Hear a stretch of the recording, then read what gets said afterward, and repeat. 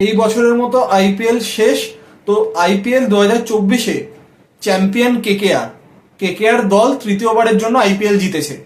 তারা প্রথমবার আইপিএল জিতেছিল 2012 সালে গৌতম গম্ভীরের ক্যাপ্টেনশিপে, তারপর 2014 আবারও গৌতম গম্ভীরের ক্যাপ্টেনশিপে, এবং এই বছর 2024-এ শ্রেয়াস আইয়ারের ক্যাপ্টেনশিপে আইপিএল জিতেছে কেকেআর।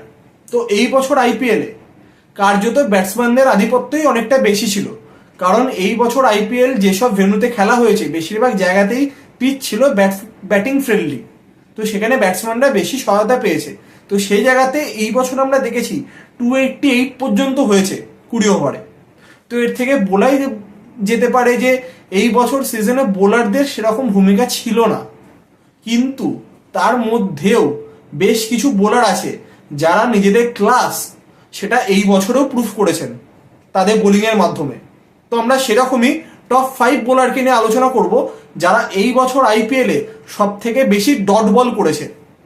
তো সেই লিস্টে সবার আগে 1 নম্বরে রয়েছে জসপ্রীত বুমরা। তিনি 149টি ডট বল করেছে এই বছর আইপিএল সিজনে। তো এই লিস্টে সেকেন্ডে রয়েছে ট্রেন্ট বোল্ট, তিনি 137টি ডট বল করেছেন। এবং এই লিস্টে 3 নম্বরে রয়েছে ভুবনেশ্বর কুমার, তিনি 136টি ডট বল করেছেন। এবং 4 নম্বরে রয়েছে খলিল আহমেদ, তিনি 130টি ডট বল করেছেন। এবং 5 নম্বরে রয়েছেন মোহাম্মদ সিরাজ, তিনি 129টি ডট বল করেছেন এই বছর আইপিএল সিজনে। তো এই সকল বোলাররা যতই ব্যাটিং ফ্রেন্ডলি পিচ হোক না কেন সেই জায়গাতে ব্যাটসম্যানদের আটকে রাখতে পেরেছে। তো অবশ্যই এই বোলারদের স্কিল নিয়ে তো কারোর কোনো ডাউট নেই, তাদের নিজেদের স্কিল নিজেদের ক্লাস তারা এই বছর আইপিএলে নিজেদেরকে প্রুফ করেছে। তো আমরা সকলে আশা করব তো তারা আগামী দিনেও এরকমই পারফর্ম করবে নিজেদের ফ্র্যাঞ্চাইজির জন্য এবং নিজের দেশের জন্য। তো এই ছিল আজকের ভিডিও।